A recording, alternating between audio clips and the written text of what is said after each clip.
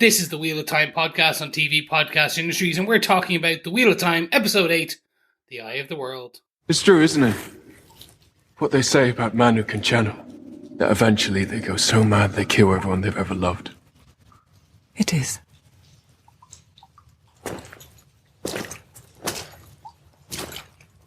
I have a favour to ask you. Just one. Tell them I died here. Tell them I didn't make it back. I cannot lie. You'll work out a way. You owe me that much.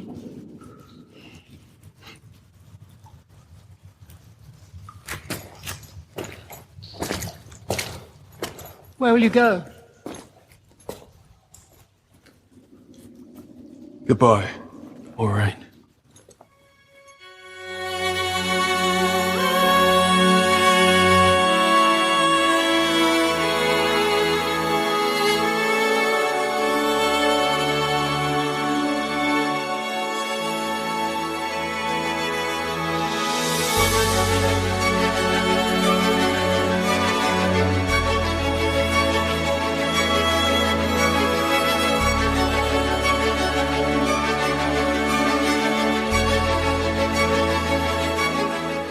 Welcome back, fellow Wheelers. It has been a bit of a time.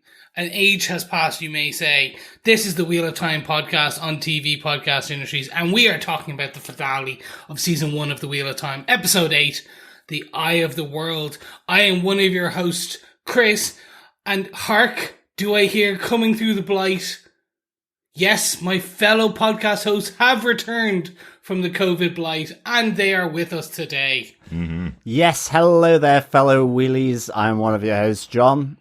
And I'm one of your hosts, Derek. Yes, we have returned and are about to discover whether we can still podcast after being off for longer than we've been in about 4 years. And if you mean that the Blight is trying to reorganize flights with Ryanair, well, then yes, we did.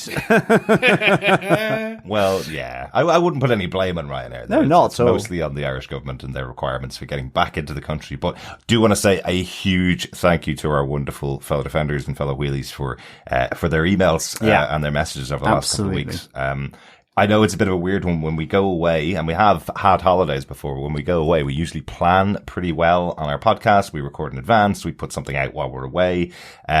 We genuinely thought we'd be home really quickly and didn't make any plan, and we're at a home with zero internet. So, thanks to our fellow wheelies for their thoughts and their communications to us while we were off. And thanks hugely to Chris for recording a quick message for everybody to tell us where everybody was, but apparently saying that we're in the blight of COVID on a very quick message does scare some people, thinking that they haven't heard from us in a while. So luckily we were absolutely fine. Very limited symptoms, but we are all back, all happy, all healthy, and back recording in our pod booth now. Yes, absolutely. Thanks so much, fellow wheelies, for your concern and all your little messages. Really, really appreciated, and glad to be back podcasting about this fantastic show. Loved episode 8, and I can't believe we're delayed recording it, but I'm glad we're to it now, and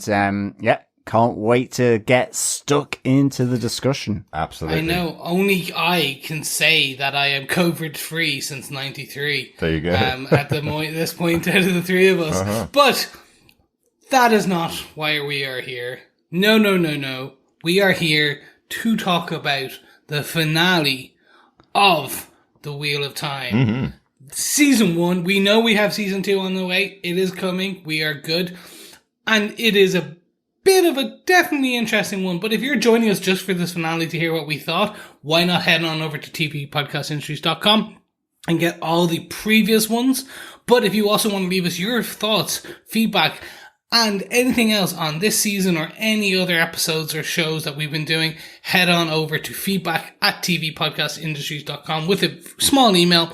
And we're also going to be recording our 2021 wrap up in about a week. So get it all in now and we'll be able to have a quick listen and maybe we'll read it out there. Yes, and of course, with all the COVID disruption and with the final question of the Wheel of Time Tavern quiz sort of just coming out bit by bit, we thought we would also make sure that everyone is aware of the 8th and final question for the Wheel of Time Tavern Quiz or Tavern Quiz.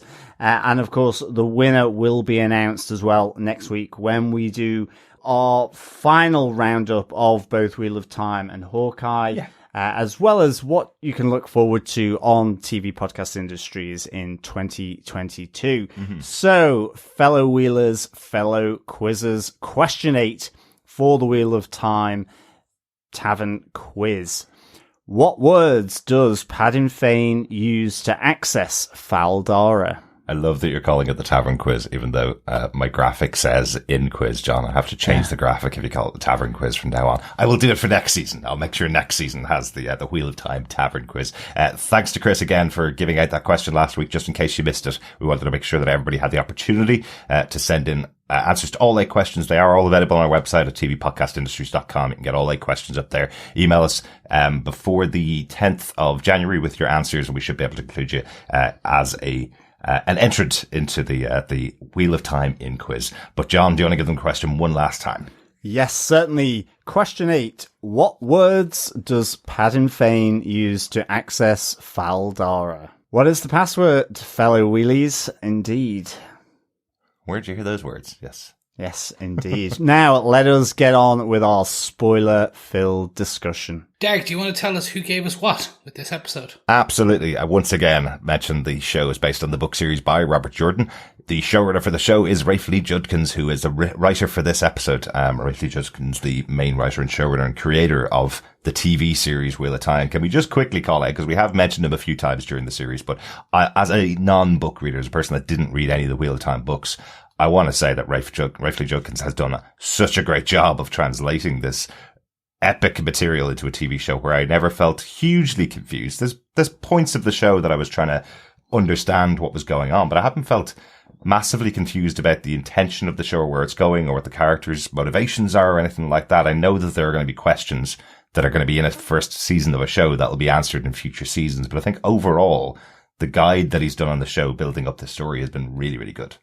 Yeah, definitely. I think his adaptation's been really good. I mean, it is, even if you've read a few of the books like myself, or I guess all of the books like Chris has, it's that immediate comparison. Yeah. It's the same with Lord of the Rings, or even with comics like we cover on the Defenders podcast. So there are changes, and it's because it's the different medium, and I think he's done a really good job. And those bits where I was thinking, oh, why has he not included that? He's done it very briefly in other parts of this first series, of the first season. So, yeah, he's done a really, really good job, and it's great to see him writing the final episode from this first season, which, as we say, is a useful yardstick that we use on TV podcast industries, because a lot of the good shows, their showrunner gets involved in the writing at the start to set the tone, and at the end to wrap up all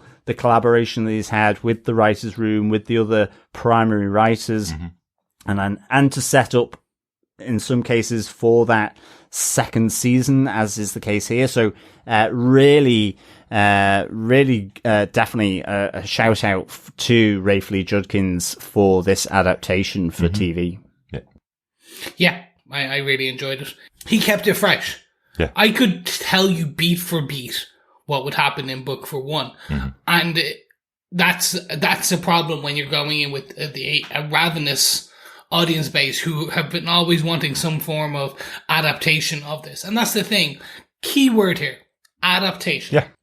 It is the same way that you do not look at The Lord of the Rings by Peter Jackson and go, this is a beat for beat kind of epic for the books with J.R.R. Tolkien. It's the same. They translate and adapt.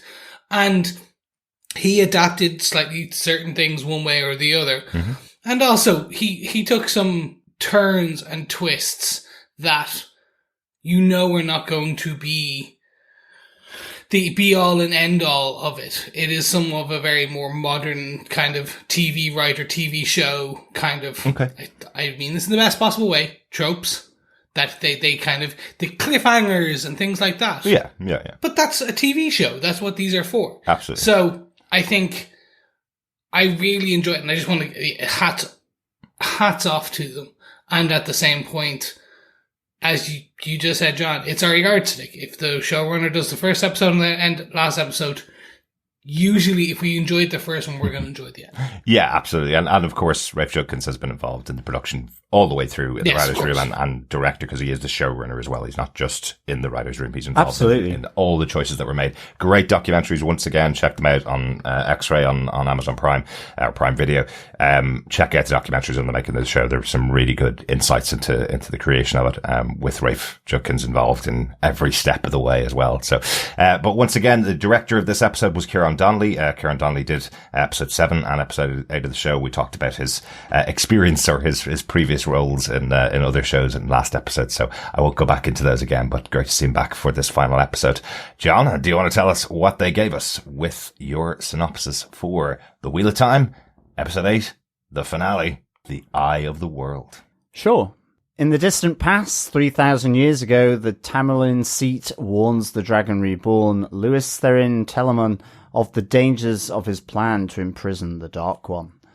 In the present day, in the Blight, Moiraine and Rand make their way to the Eye of the World and the Dark One's prison. Having worked for 20 years for this moment, Moiraine gives Rand a sangreal, an ancient object to enhance his power to defeat the Dark One.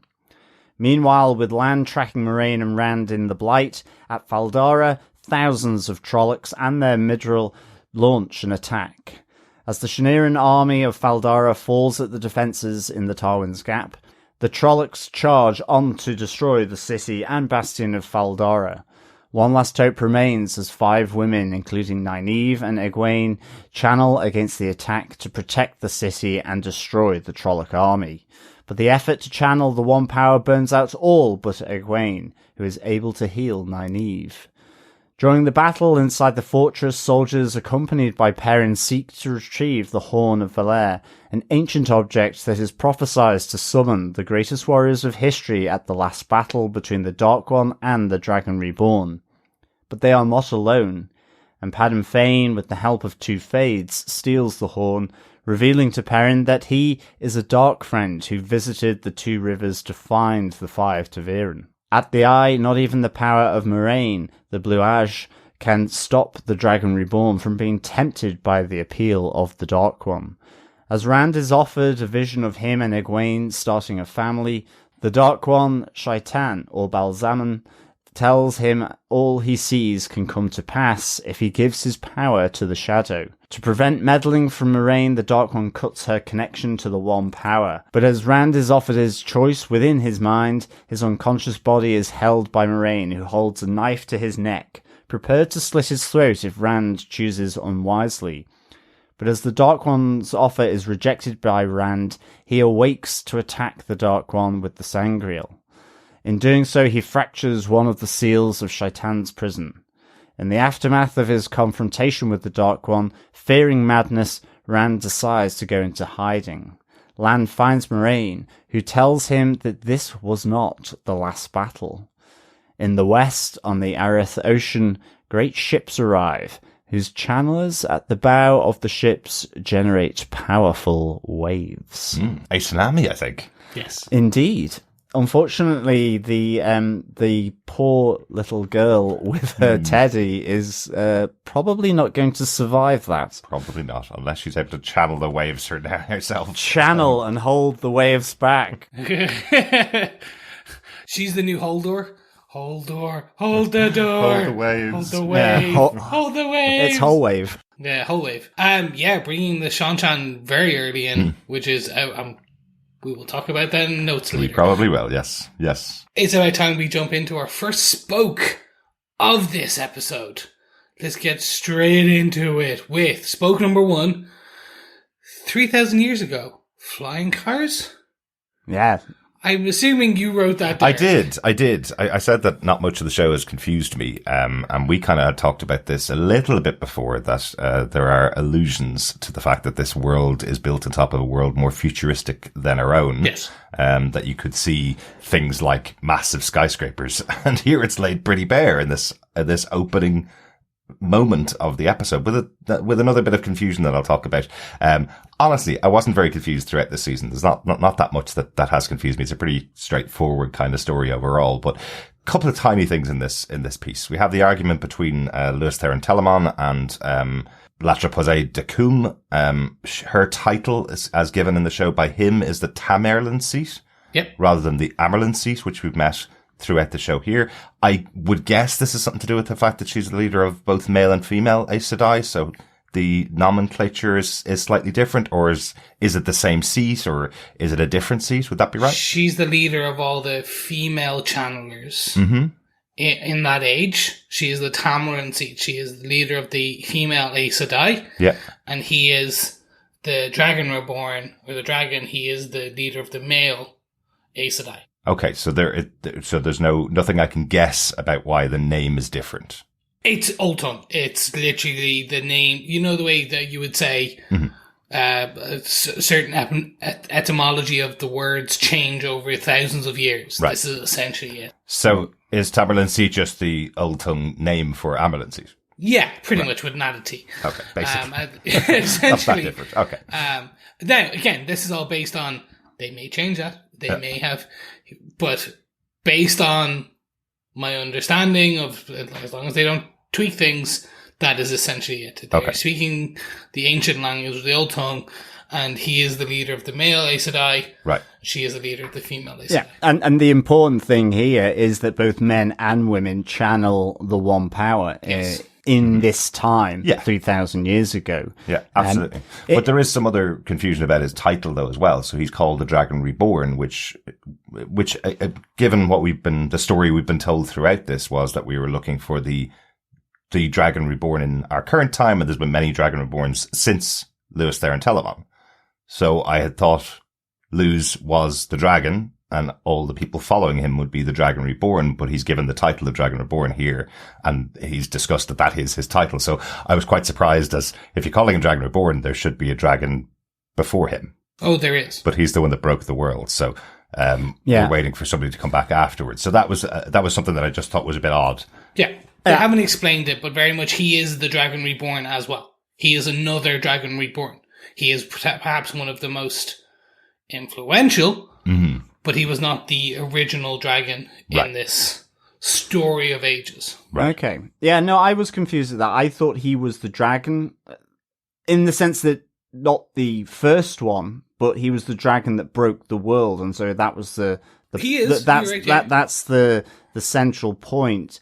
And it's coming primarily from his crest that he has, his banner effectively, and the crest that you see on his tunic. So that he was known as the dragon. He broke the world with what he was looking to do, which was to try and destroy the Dark One in this moment. Ultimately, with him tainting, or the one power for male channelers being tainted. And so then after this, it was about whether the reborn dragons, or in the different ages, were going to be, to bind the Dark One, or to break the world again. Yeah. So, but yeah, I think, but ultimately his lineage would be that he would be a Dragon Reborn as well, I guess. But I guess it was just one of those things. But yes, I guess when you're talking about time, and certainly cyclical time, what truly is the Dragon Reborn? Well, every dragon is the Dragon Reborn. Yeah, exactly. Right. Okay. In your question about flying cars, though, so essentially, they again, they're going to have to explain it more in season 2 as they start to do flashbacks of the Lews. But essentially, when you were able to combine male and female source, you could do amazing things. Like, a lot of what we see being done and channeled is the basic stuff. Like, it's almost like, imagine you had TV back in the day and then all of a sudden we just go back to flip books. Right. It is that like that, it's night and day. So what you're seeing here is skyscrapers being built by Ogier that are like thousands of meters high. Yeah. Flying cars being propelled by the power. Electricity, their form of like magic, heat, light, things like that. Yeah. And also, so the sangreal that Moiraine gives to Rand can only be used by a male channeler of the one power. There are also angreals that can be channeled by the female, I think, or there's another word for it. And so that there are other things that could be created from this combined, and just the power from effectively both female and male being able to channel the one power and what they could create. So that icon, that sangreal, is just, yes, you're right, can only be used by a male. But there is sangreal. So it goes angreal, terangreal, sangreal, which is like there's terangreal are the kind of very, like, there's powerful, there's kind of like mundane everyday ones. There's ones like the Oath Rod, which we saw being used by the Tamyrlin Seat, and the Mirror, which have very particular types of uses, but are essentially, can only be used by kind of one person, and they can be it depending on who built it, it's male or female, etc., etc. And then there's Sangreal, which is these huge, like they're the legendary epic kind of ones, where in this case, thousands of male channelers, I think she's hundreds, but I can't remember exactly, have just poured their power into this one kind of idol. Right. Yeah. So I guess, flying cars though is really interesting to see. Yeah. I think. And I suppose the big thing to take from this is this was when men and women were working together with the true source and using their powers combined. It created a world like this and had a world that existed, which is more advanced than our own world right now in present time. Yeah. So breaking them apart has broken their ability to have these powers. Yeah, it's destroyed the world as well. And I think the interesting thing is the intentions as well here of Lews Therin Telamon is to make the world safe. He's being advised against it though by the Tamyrlin Seat. Now she is advising against it, and it is his own decision going against that advice. So, but his intentions are to try and remove that threat of the Dark One. And so I think that's an interesting thing to take here. But these two, Lews Therin Telamon and the Dark One, have faced each other many times since, and in different forms as well, in terms of like the Dark One would see Rand as just a different form of Lews Therin Telamon. Ultimately. Yeah, and I'm sure we'll talk about that a little later on, because we have the Dark One calling Rand Lews. Yeah, exactly. One bit in this scene that they didn't get across is that he's only taking male channelers with him. It kind of slightly got lost. That's why the Tamyrlin Seat is kind of going, you're dooming people here. What happens if something goes wrong? Because he's taking 1,000 of his best male channelers with him. He's taking his main lieutenants, his army, his generals with him.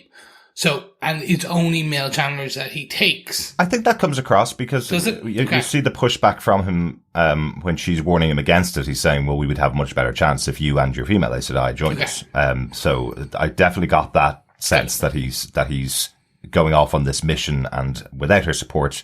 And his pushback is, well, if you joined us, it'd be even easier. Then I think it's going to be with my male channelers. So good. That's good, because I didn't think it did, and I was like, oh god, that's gonna make some people confused. But that's great. Well, let's move it on to our second main spoke, which is the crux of this main episode, really. Well, which is Rand versus the Dark One, which is Rand getting to the eye of the world and going through the Blight. And even just meeting certain people in the Blight, which is even interesting. Yeah, it is a really interesting portion of the episode. And again, Wheel of Time has felt like it's been setting up the world for 7 episodes, and now it feels like the Wheel of Time is going downhill at a rapid pace. This episode, to have introduced Rand as the Dragon Reborn, last episode, and then this episode to have him face off against the Dark One in what we find out is the first of many battles, but it seems like this was the end to the big storyline, all taking place in one episode. It feels like it's gotten to that point really quickly where you go, right, I'm Dragon Reborn, off we go. I kind of thought that the journey through the Blight might be the story we'd get with Rand and Moiraine in this episode, and it wouldn't have the big battle between them by the end of the episode. I thought you kind of have maybe the battle at Faldara would be the big action piece of the episode, and they'd stay on their journey into season 2. So I was quite surprised that this whole story took place in this episode. Yeah, but it was good, and it was really nicely and neatly done here. I really enjoyed them meeting the Dark One as Rand again falls asleep and dreams, just re-emphasizing that power of the dreams. I loved how the arrow that Rand shoots into his eye, he just pushes into his eye, God, yeah. And it pulls the burnt face away just to reveal this effectively ordinary looking man with a beard, despite being very confident and prophesizing quite a lot in his conversations with Rand. I just thought this was really, really good. And the other thing I really thought was impressively done, just the way Rand sees the vision of Moiraine being killed as well, with the sword effectively through the back of her head and out through her mouth. Like, that really made me jump, and it felt really visceral. I think the way that Rosamund Pike just acted that in terms of going stone dead with the mouth and the eyes was really, really well done. And like Rand's response to that was shocked. I thought it was really good. And ultimately he has to kill himself as well to then wake himself up from this, as he starts to see his hand sort of getting covered by the Blight, as well, as it starts to effectively creep and degrade and infect, himself. But, so I really like this kind of conversation. I mean, it almost as well with the change to this ordinary looking guy. It is that thing, isn't it, where I can't remember the exact saying, but it's that, evil as such will feel like normality, and it will creep up on you. It's not going to be the disturbing kraken or the three-headed serpents or all of this kind of thing, even the Trollocs. Ultimately, sort of evil will infect it by being sort of looking quite normal and offering something quite rational, like we see later, in terms of to try and persuade you to join. Ultimately, Rand is being offered what the Dark One feels he wants. Well, exactly. There's a slight flaw in that plan, and we'll get to that. But I mean, and I took it, and I know I've read loads of fantasy books, and again, not Wheel of Time, but I took it that this is the Dark One choosing his face to appeal to Rand and have this conversation with Rand. This may not be the actual face of the Dark One. This is the face that he's chosen to have this conversation. He says it to him as he's pushing that, absolutely, that arrow through his face. He goes, it's much easier to have this conversation face to face and have this discussion rather than standing in the background trying to match it in your dreams, basically. So I thought that was a good moment, and I like this character. I like the character of the Dark One. I like that he's trying to twist what he believes is what Rand wants, to his advantage. I think that's exactly what you want from your big bad evil, right? Oh. Huge. Yeah. So I love this for so many reasons. The journey to the eye, and then just that initial I don't want to call it confrontation, but that initial kind of the almost kind of teasing and kind of testing of the waters with Rand. Because again, this is the whole point. The Dragon Reborn can be the greatest ally or the greatest enemy. for it, depending on which side you're on. Essentially, you're the Dark One's greatest ally, or his enemy, or the Light's. And seeing how this all played out, this world of the dreams, and how it can be so grotesque, and just the mask slipping away, and then the words, like, huge shout out to the actor who plays the Dark One in this. He holds that, just that kind of, I don't even know what to call it, that.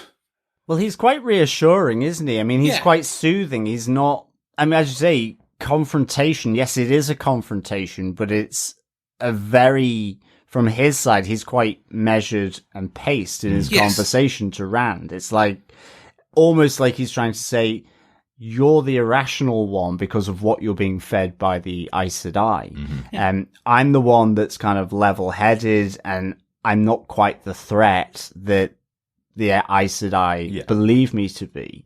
And you can be a part of that, and I want you to be a part of that. And here's what I can offer to you. That's what I mean. It's the fact that it's not the Sauron. Ultimately, his face with the fiery eyes, yes, is kind of Sauron-y.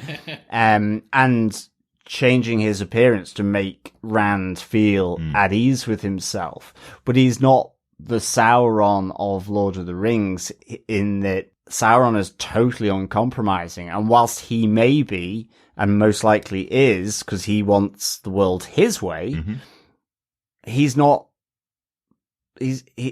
selling it to that. He is the clever seller of what he wants to do to try and bring people on board. And he has dark friends as well. So it's not just with Rand. He's offered something to all those dark friends that work with him in this world. So that's what I mean by this evil creeping up, is that it overtakes what your perception of it is because he's giving quite a reasonable or rational sort of front to it. And I wonder if that's whether he's done it so many times for those 3,000. Yeah, he's had plenty of practice. To the many Dragon Reborn. All right, all I need to do is just give them what I think they want, and they'll probably side with me, or I'll drive them insane, or I'll kill them. So that's kind of it, right? That's the problem with this with the Wheel of Time, is like he can just get better and better, learn from his mistakes at each cycle through the age, at different ages. So it was just really, really nicely done as well, I thought. Because I was just expecting fiery-eyed bloke to be there, and so sort of for them to do that and to make that choice, it puts Rand at ease ultimately to some extent. And part of that conversation as well, we also, you mentioned it earlier on, Chris, about Lews, the Dragon Reborn from 3,000 years ago. He mentions that attack on him when the Dark One starts calling Rand Lews. He said, the last time you were here with 99 companions and you failed. What makes you think you and one Aes Sedai is going to tackle me and take me down? And then he also tells Rand for the first time that Tan al'Thor isn't his father. That's the first time Rand's learnt that, right? Yep. Since the beginning of our story with the character. He didn't know that Tan al'Thor wasn't his father. He didn't know his history. It was only questioned once with Loial, when Loial told him what he was, the fiery-headed redhead, and he basically told him to shut up and move because he needed to get out of there pretty quickly. He didn't care about the history of who Loial thought he was by his looks, effectively. So I presume Rand's journey now is going to be to discover who he is, now that he's learnt these little facts about himself from these people that he's met in the world. Well, yes. So he's called an ale by the Ogier. He isn't, for his shocking red hair. And we have seen one before in the cage with the mask. Absolutely. And he has talked about how they are in the threefold land. They come from the wasteland, the threefold land, out beyond the waste, out beyond the Blight. And even more importantly, we saw his mother, who was an ale. Yes. Oh my God, yes. Kicking major ass. Very much so. That's where that is from the Ale War, and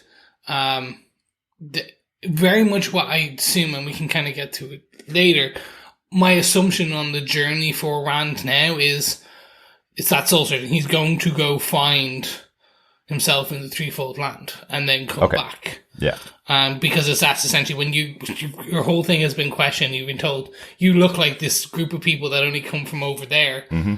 And he disappears by himself at the end, walking solemnly towards that direction. I'm like, all right, he's going to the Threefold Land. There you go. Exactly, and it's sowing that seed. This is a major character in the storyline who now realizes his entire history and the backstory he knows about himself is untrue, and he will probably go off and search for that backstory. But I like that he's kind of pushed on that from the Dark One, telling him that your father's not your father, basically. Yeah, and what did people think about ultimately the main temptation here, the family image in the Two Rivers, that the Dark One is selling here, to Rand, him and Egwene with their newborn child. I really like this, because it shows growth in the character of Rand. We saw him basically with his bottom lip stuck out at the start of the season when Egwene decides to go off and become a wisdom and dumps him because wisdoms can't get married. And we see him really giving her the cold shoulder like a child would, at the beginning of the season. And now at the end of the season, we see this big growth for the character because he's able to enable whatever he wants to happen. And he's effectively saying, well, I'm not going to do that. Not going to turn to your ways, because if it comes down to forcing Egwene to do something that she doesn't want to do, that's not who I am as a person. So it feels like real growth for the character of Rand. And I think that's really important. Because all of these kids are really young at the beginning of the season and they need to have this journey and growth into adulthood by the end of the season. So I think it makes loads of sense. I can see why it would be appealing to him, but he's gone through such a journey throughout the season, that it makes sense why he would make a different choice. I would be loathed to say that anybody would make that choice to force somebody to do anything they didn't want to just for their own happiness. But it's what I more mean is that he knows Egwene better now that they've spent time on the road together, or they've spent time together outside of their hometown and seen a bit of the world. He knows her better and knows that the choices she makes are the right choices for her. Yeah. Yeah. Yeah. No, huge. And it's the was it, how many temptations did Christ have? So 7, I think. The 7 temptations. Is that like where the devil comes to Christ and tempts him? It's that type of, very much that type of mythology story type. He did have 40 days in the desert, so maybe it was more than 7, but 7's always a good number for the Bible. That's fine. Can we not remember our Sunday school, lads? No, because I was like, I don't know. But it's that type of thing. It's the giving the potential. I'm going to use this in the terms of the Wheel of Time. The savior, the dragon, tempting him with what the ultimate evil believes his ultimate want is. Yeah. Yeah. And which is a family with Egwene. Back in the Two Rivers. Everything is perfect. His family is fine. Everyone is hunky-dory. But it's too perfect. It's going against it's that ultimate control. But it does hint at what the Dark One and also Rand's potential power is. He can shape reality to a degree. Right. And there's some exaggeration elements on this, but it is also, he is quite powerful.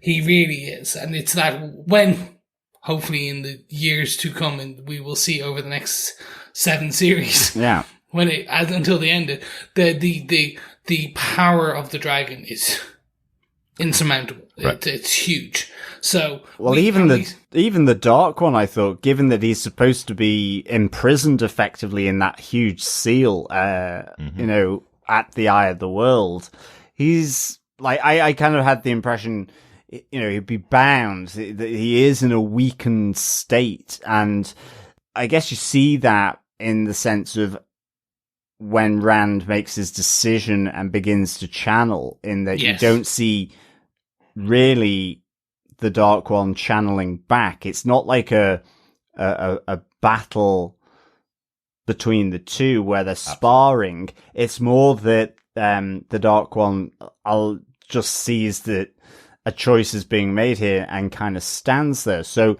maybe that's showing the weakened state, or you know, they're still not up to full battery level. Well, but he also needs to get this guy to join his company. You know, at the end of the day, I've had interviews where potential employers pretend they're not evil to encourage you to work for the company, and it has to be your choice, you know. But there is a bit of a battle here, a very quick one, of course, but a little bit of a battle here between the Dark One and Moiraine. Moiraine is threatening to murder Rand if he makes the wrong choice, something she promised to do episodes ago. She's sitting there with a knife at his throat, making him bleed, even not even saying I'm going to do it. You can see that the intention is there. If she realizes that his choice is going to be to join the Dark One, she will cut his throat.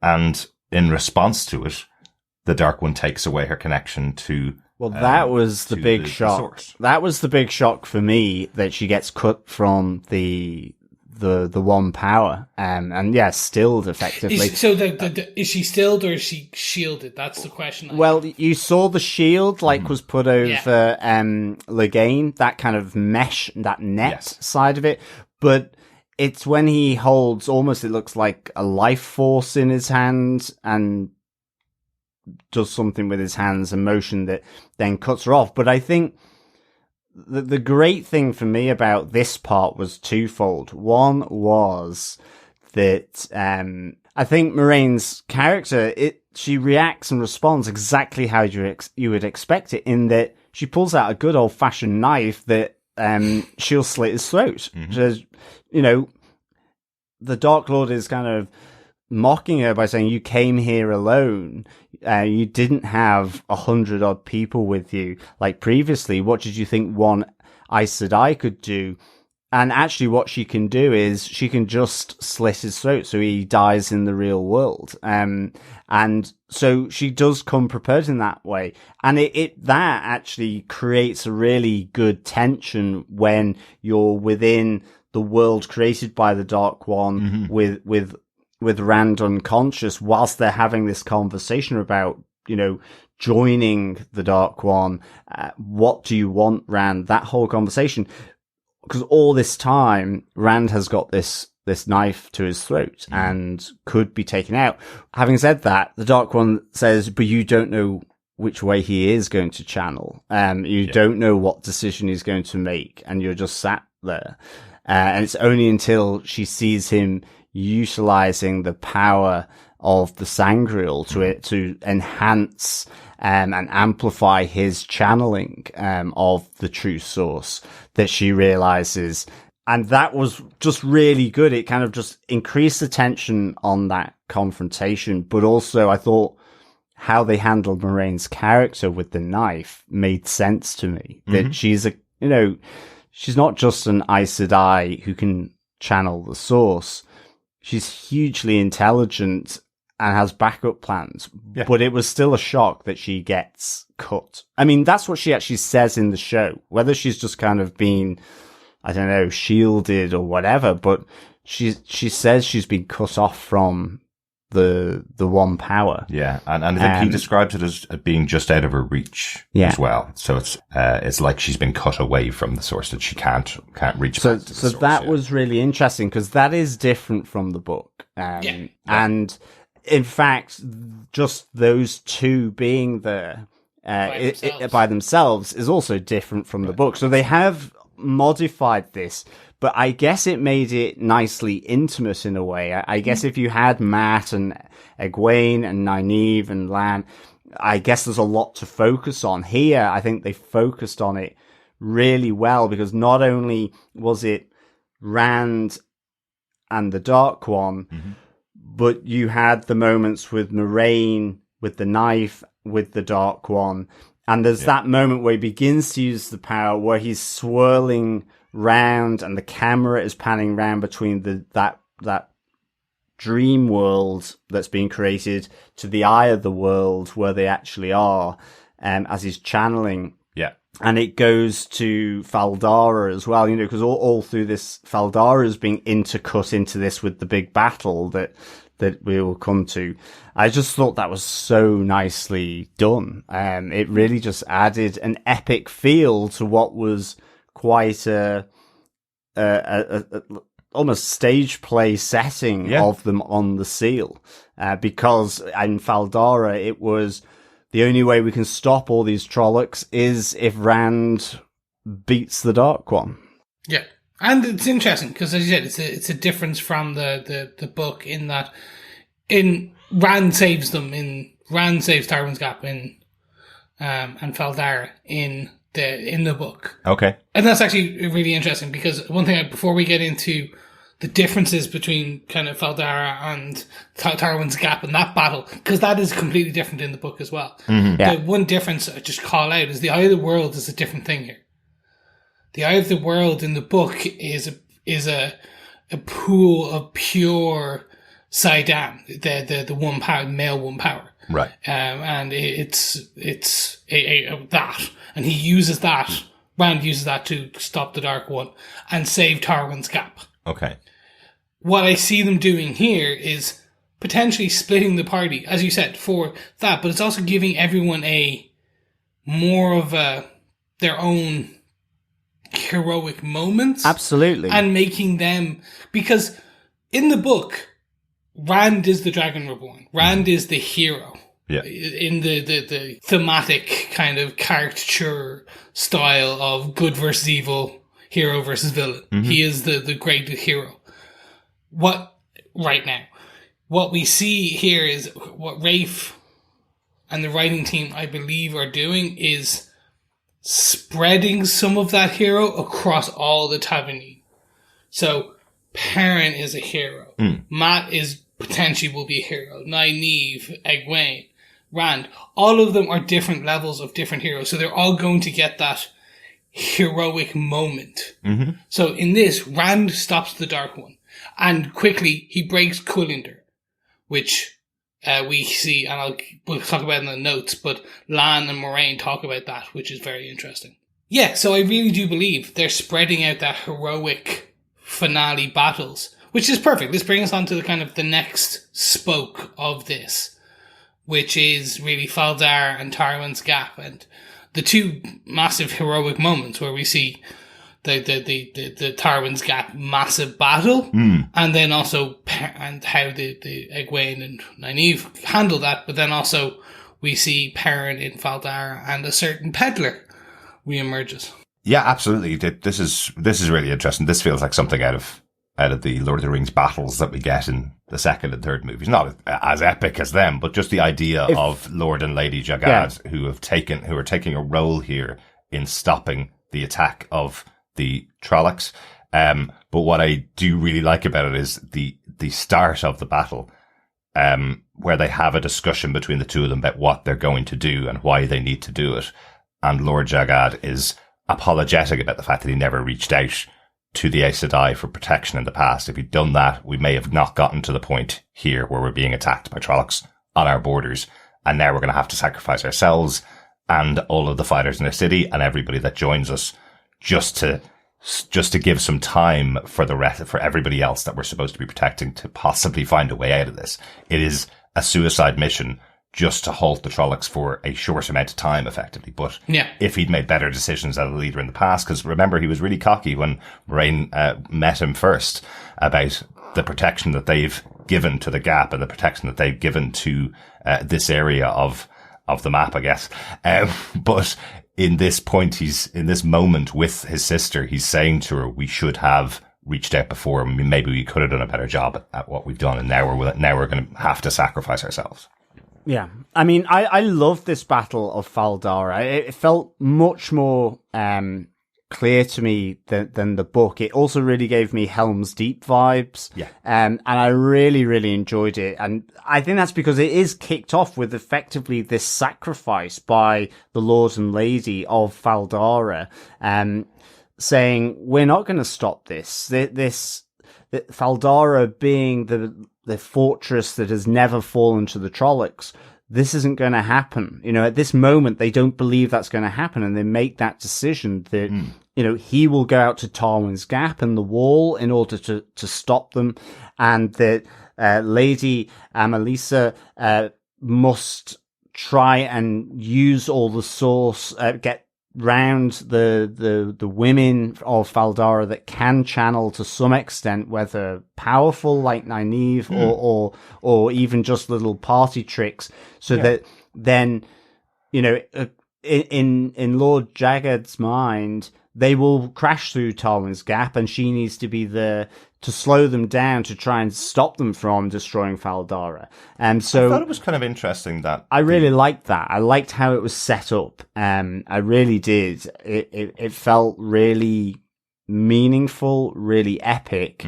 And I mean, the realization of Tolwyn's Gap was cool for me. Just that wall with the very narrow arrow slits like you would see on castles. I thought it was really a nice design.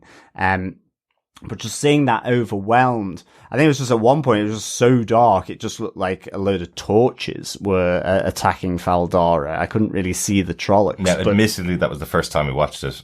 Which was on a mobile phone. We had a little bit of internet connection last week, but watching it on a big screen TV in 4K, I didn't find it as dark as I found it last time. It's not like, what was the battle that was in Game of Thrones final season, where it's about 3 or 4 minutes and you're going, I can't see anything other than a little bit of fire. It was like the horde of candles attacking Faldara. You'd save a lot on the budget if you did that, if you just did a horde of candles. But one thing I really like about the call from Lady Amalisa to get anybody who's ever used the source out. One thing I thought was interesting, you mentioned if anybody's had any connection at all to magic or of any type, she calls out people that have done parlor tricks, effectively anybody at all. Come on, join me, we need to take your power. One person who escapes and goes outside and kind of watches the city burn is the bartender, Min, who's been kind of telling the future for everybody. I presume that even doing that kind of power would mean that she would at least try and see if she could join the ladies who are trying to stop the Trollocs from overrunning the city. Give it a go. Even if you believe your magic isn't the same type of magic, go over and help them out, because it seemed like at least 1 or 2 of the 5 that are there didn't have much source power. No. It didn't last very long. No. It felt like they'd just been put in a microwave by the end of it.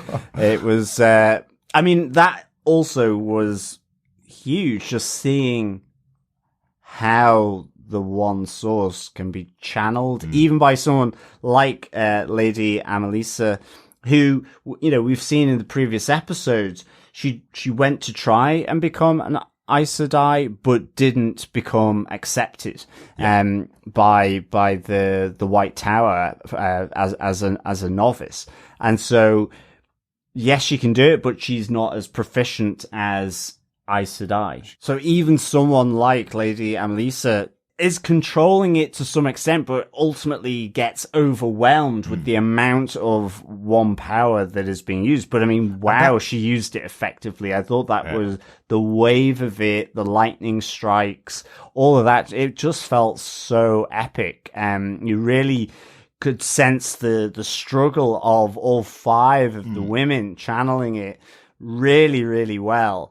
And I really enjoyed that depiction. But she's overwhelmed really because it's Nynaeve and Egwene who are there, who are significantly more powerful than she is. We've seen their powers throughout this season. She wouldn't have possibly imagined that these two ladies that came into her city who were joining her to allow her to challenge the source through. She couldn't have imagined how much power she was going to actually be channeling. No. So that's what rips her apart. Now, Question. Not question, but comment, let's say. 5 of them there. Nynaeve shields Egwene from the burning power that's suddenly happening. Each of the source users, let's call them, are burning out, and Nynaeve shields Egwene from the full power of that burning. Everybody else dies, including Amalisa herself. And I thought Nynaeve. Nynaeve falls on top of Egwene. She has her burnt out eyes. She's there for quite a few minutes. Yep. Afterwards, with Egwene looking at her going, I can't believe I've lost you, effectively. And then Egwene brings her back. And only her back. Yep. Is that a little bit cruel of Egwene to just bring back Nynaeve? We know that using the source takes a lot of effort, and we know it can drain you because we've seen that from Moiraine in the past and in previous episodes, but that doesn't seem to be the reason why Egwene stops at just bringing back Nynaeve. It feels like she brings her back and then goes, "Oh, you're alive. Thank you. Great." And then move on. They don't know how to channel. Yeah. They're not even not trained. They don't even know how to make fire or anything like that. So far they've just, it's like reach out, touch the power. Mm-hmm. They don't know how to heal. They don't know how to combine fire, water, earth to make healing. But would you not try exactly the same thing that you just did on one of the other ladies that had burned? Oh yeah, yeah. Potentially, I think in Egwene's defense, the way I kind of feel is that. So we heard that Egwene thought she was the one that had the better sort of strength when it came to the one source, and then ultimately gets told that Nynaeve is one of the most natural, strongest, true source sort of channelers that they've seen, that hasn't even been a novice at Tar Valon and being trained in becoming an Aes Sedai.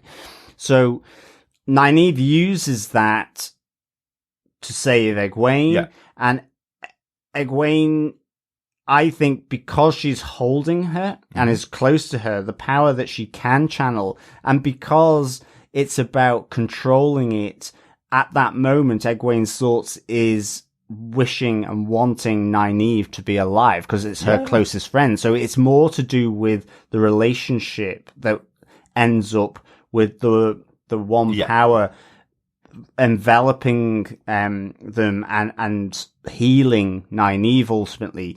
It's just that's where her control was. It wasn't going to Amelisa or the other two women that ultimately got fried in the microwave of the one source. So I think that's the only thing I would say, but I agree. She could have also then tried with the others. But you do get that obviously from the guidance that the Dark One is giving to Rand about how to channel. It's about envisaging exactly what you want in front of you and hoping and praying for it with all of your heart kind of thing. And that's effectively what Egwene's doing with Nynaeve. She's wishing with all of her heart that Nynaeve could come back. So because she can channel, that's what happens. I suppose because we saw earlier on in the season with Nynaeve using her power reactively, after all of the Aes Sedai had been taken out and Lan had his throat slit, healing every single person in that room, bringing them back. I suppose I was expecting the same thing from Egwene, but I guess power levels may be different. I think she's weaker in her ability of using it at this moment in time. And of course, Nynaeve has had 5 years of wisdom of using powers of some sort. So, yeah. Yeah, so the one thing I just will note is they've upped the power levels of Egwene dramatically in this. She did not have an affinity for healing or anything. Right, yeah. Because all I was going was get her a yellow Aes Sedai outfit, stick her in the heads of healing, exactly. Get her heal everybody. Exactly, because that's what they say about Nynaeve. But I think this is the really interesting thing of the adaptation in this moment, because yes, I think these two at this moment in time are much more leveled up than the book. But in this case as well, this situation of them channeling the one power to hold back the Trolloc army, this is totally new. Lady Amelisa and Lord Egelmar of Faldara are both still alive after this in the books. Right. Now, as I say, I've not read all of them, so I'm assuming they probably just never come back into the book, or very obliquely, and so on. And so this is the big moment for this Lord and Lady of Faldara taking that stand, being used in this Helm's Deep type battle. To show their quality. And I think that's a really interesting adaptation from the book, and it certainly invests you more in that battle, because seeing the Lord at Tarwin's Gap and just the Trollocs gradually taking away and taking down the brickwork as they're just throwing thousands at the wall, and as they're then charging towards Faldara, and you have effectively an uninitiated Aes Sedai in Lady Amelisa stepping up on the basis of their conversation at the start. And I think that's what really kicked that off. It made it epic, moving, and just it really invested in this sacrifice that these two did in this Battle of Faldara, as well as then seeing Nynaeve and Egwene sort of being involved in that with Lady Amalisa. So I thought there's really good use and adaptation and change done from the book. And as I was saying before, the fact that they interchanged and cut between this to the more intimate setting between Rand and the Dark One, or unconscious Rand, the Dark One, and Moiraine, it just pulled it together really quite nicely. And so, I thought this was superb. Yeah, it is a really interesting thing, I must say, putting those at the centre of the story here. One other thing about Egwene and Nynaeve before we move on, there was just a quick discussion with them before the battle where Nynaeve says she can no longer hear the wind, and asks Egwene to interpret what she's hearing, which I think is interesting. Nynaeve was saying that ever since she channeled, she's effectively kind of lost that power that she had as a wisdom for those 5 years, what she was training Egwene at the beginning of the season to do. Yeah. Now she can no longer do it herself because she's now channeling, which I thought was something to keep an eye on, I think, for the next season, about what happens in her path in the future. Yeah, it's almost like a block, because essentially since she channeled that massive thing, it's in that massive amount of healing, she's lost her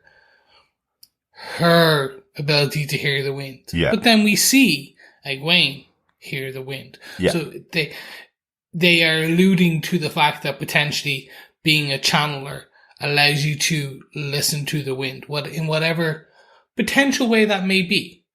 It's essentially because Egwene and Nynaeve both could hear the wind to a degree. Episode 1, when you hear the first Trollocs, they both kind of are able to do that. And we later find that Egwene can still do it, but Nynaeve, since her big explosion, cannot. So because she's channeled, she can no longer, is what she thinks anyway. That's her explanation in her mind. So that that it maybe have cut her off from that other ability that she had in the past. But I just thought it was interesting that they had that conversation, and kind of, given that was one of her pieces of expertise in the past, that she's now asking Egwene to help her to hear the wind and what it's saying, I thought was quite interesting there. So something to watch out for the future.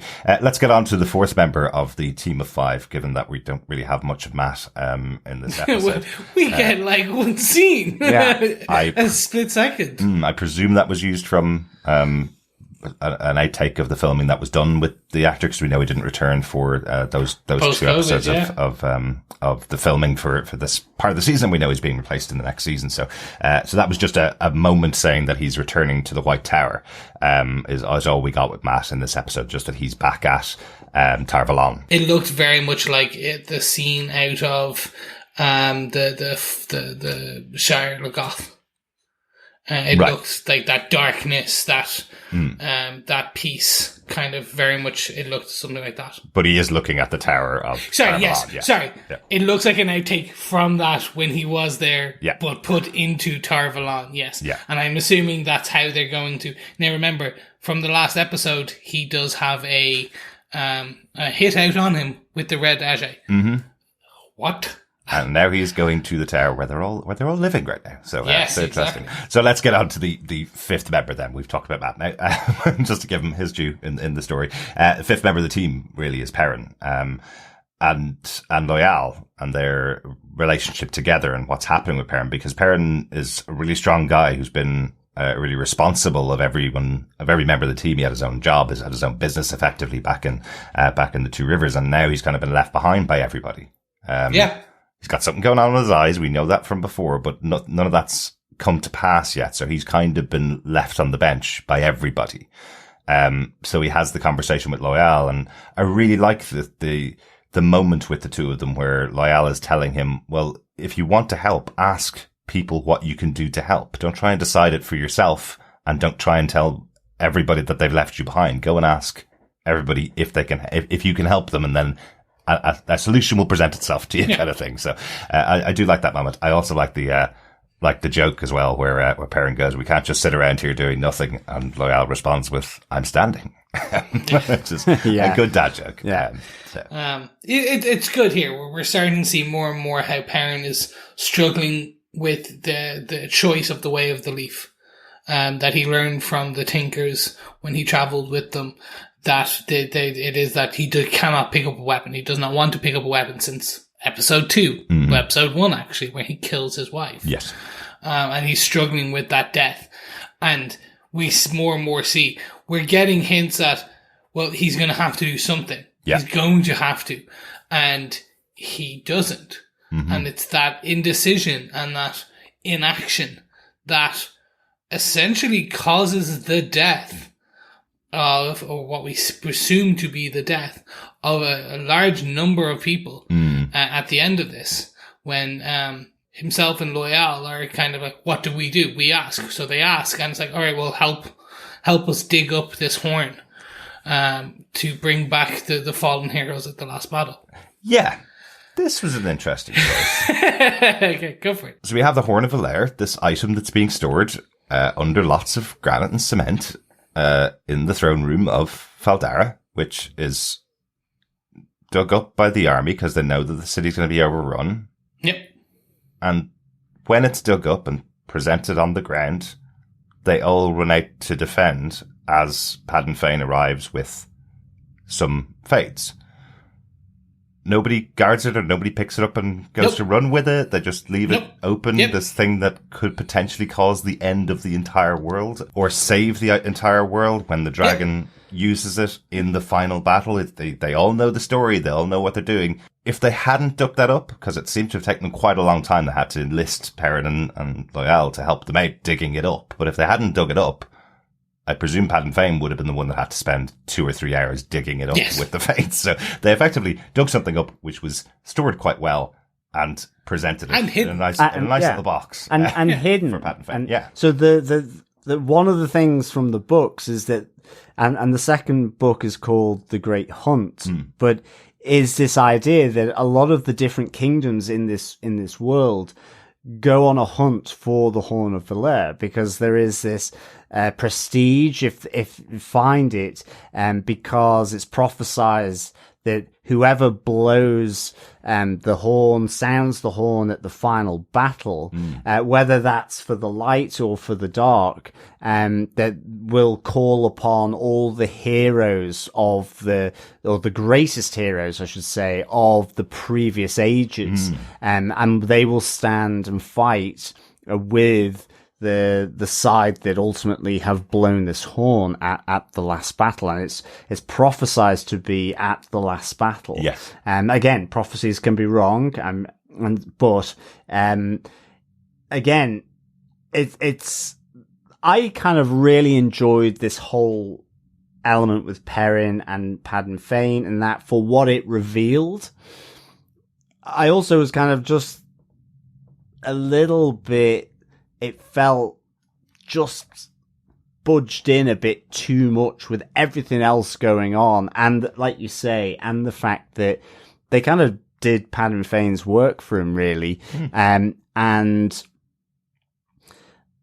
was kind of like, okay, but I like that we get Padden Fane here. I mean, I love the 2 Fades, certainly the 2 guards getting their heads chopped off. I thought that sort of motion from them looked really good. But it felt like, the Shannarans here at Faldara, so used to defending against Trollocs and Fades, even though Fades are more difficult. I wish there'd been a bit more fight from them, because I think that would have... Just any, really? But it just seemed like, it's Fades, and yes, they're tough nuts to crack, but they are effectively on this front line. They're fighting Trollocs and Fades and keeping back the Blight. That's what they do. Yeah, like it did feel like it cut into the room. It edited the scene in the room after the battle had happened. So you'd presume a lot of them would have been able to stand up for a moment at least against the Fades. Even if just one of the Fades had been taken out. Well, yeah. But probably quite a big moment if a fake gets taken out as well, as we've seen. They're pretty powerful throughout the series. Well, I'll tell you what I would have wanted more of. Padden Fane throughout this season. I loved this actor in the scene. I thought he played such a great role. He's so menacing. I love just even putting Perrin down about his hometown, effectively. What did you think? I was going to your crappy hometown selling lanterns every year. You think that I didn't have an ulterior motive going to your crappy place? Like, I love how he's discussing and manipulating and I love that he's having most of this conversation sitting in the throne of Faldara. It gives him his own power as a character that we've only seen kind of in the background. A couple of lines in the first episode. We've seen him in the background throughout the season. A little bit just indicating that he's an important character, basically. But having this kind of standoff moment with Perrin was really, really good. I'd love to have seen more of him in the season. And I'm sure this character is going to be really important in the future. Yes. Hell, he's just found a massive weapon that he's going to be delivering to the Dark One. So that'll curry some favour, won't it? Not only a massive weapon in the horn, but also he has the dagger there as well. Yep. You see him, Matt's ruby-hilted dagger he puts into his belt as well. So he not only has the Horn of Valere, which could now be utilized by the Dark Friends, the Shadowspawn, on behalf of the Dark One, but you have him with that dagger, which we know all the darkness, the shadow from Shadar Logoth has been pulled into that dagger. So that is has potential consequences moving forward. I love that Padden Fane re-emphasizes the importance of the Ta'veren, this idea that all five of them have the part to play, even if Rand may be the dragon, because they're all able to alter the pattern that the wheel weaves. I think that, it is it's the other analogy of the loom, that the wheel of the loom weaves a pattern on the cloth that's being formed from it. And that if it's just if you add in someone who alters the pattern by changing how the design comes out on the loom, effectively, that it as the wheel turns, they can alter the pattern that is predestined by changing up how the shuttle moves back and forth. And this is what I really like, because to your point as well, Chris, about giving each one of the five from Aemon's Field their moment, the Ta'veren, that concept, that angle is what gives them, each one of them, their moment and heroic moments as well, which I expect will move through the rest of the series, as much as Rand being the dragon. So that was really, really cool. But yeah, I just them going at the Horn of Valere. I guess Padden Fane knew it was there anyway. Yes. There's that, and I guess that was really good. I was really shocked that Loial is potentially dead. I mean, Padden Fane gives it that kind of that look as he does the twist in this episode. So I don't know whether Loial may just be injured and wounded and is able to recover. We do have Nynaeve resurrected effectively, so she is by nature, as Moiraine has said in the past, a healer. So hopefully, and I would expect Loial would be back. But you're right, though. They did do that traditional movie TV thing to show this is definitely the death of the character. I have just stabbed him, looking you directly in the eye, and twisted the knife in him. Exactly. That is usually a thing of TV and movies to say, he's dead now, you need to chase me down to take revenge. Yep, certainly is. This was the shock and awe for me. One of the many. But this was the huge shock and awe for me, in that he is a central character. Yeah. Yeah. Like, this is not Game of Thrones, that, like, if no one is safe. I get that, and that is very much Game of Thrones. But you still need he has certain jobs to do. Right. across the rest of these seasons. And I don't know how they're going to do it. Right. My assumption is season 2, episode 1, Nynaeve runs in with Egwene. They heal him, and they have to take him to his steading. And that's how we get to a steading, where it's his home. Right. And again, highly recommend watching the X-Rays features, where you also get more information about steadings and things like that on the Ogiers. Yeah. There's a whole animated episode, which is just like 6 minutes long and beautiful. Yeah, really good. Yeah. That's how I'm assuming they get there. And then the other option is that since they've introduced Ogiers and what they do, the other option is that there's another Ogier that takes the place of Loial, potentially. Exactly. So, and that's the other, that's how they could be keeping it fresh, in that here's Loial's brother. He looks almost L'Oreal. exactly the same. And played by the same Disloyal. Yeah, disloyal. It's his twin brother. Oh my god. With a moustache. Although, evil moustache. yeah, although you'd probably think he would join the Dark One by the end of the series if it was called Disloyal. It was shocking for me. Yeah. This whole aspect of it. I'm with you guys. It felt a bit, we've dug it up and done the Dark One's job. And then they rush and die. Forecasting into the next season, I can kind of see how they're doing it. Like, in that they need to keep certain characters and things and lie everything together. So they're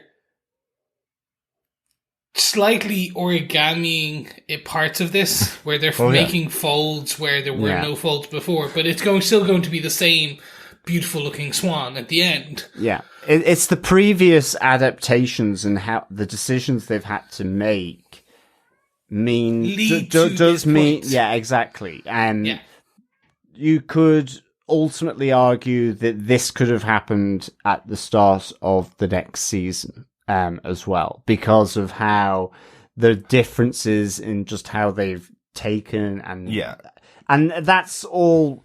That's, as you say, I think that's the best way. That they're making folds. You're still going to get a beautiful swan, but it's just going to have different folds. Yes, but one of the things we did mention at the beginning of the season is that there's 15 books, and when Robert Jordan was writing his novelizations, he was writing one book and then following it with another, not knowing exactly how it was going to end. But with Rafe Judkins, he knows where it ends.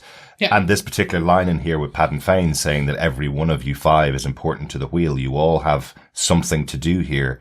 Even though Rand is the Dragon Reborn, the other 4 of you have a part to play. We'll show that on screen. If you're Rafe Judkins and you're making this story after knowing how this all plays out, show that every one of them has a part to play in that story and show it now. Yeah. Don't have it all being, this episode is all about Rand the Dragon Reborn fighting back the Dark One. Every person here has a moment. Okay, Matt, not so much, but they all have a moment, and they've all had a moment throughout the season to make them 5 essential characters in as the spokes of the wheel of this show. Essentially, yeah, and that's the really interesting thing. I think, but it is a lot. Exactly, and I think this could have done this episode, because as we kind of said, wrap up this spoke. This episode could have done with another 10 minutes. I think this season could have done with another 2 epides.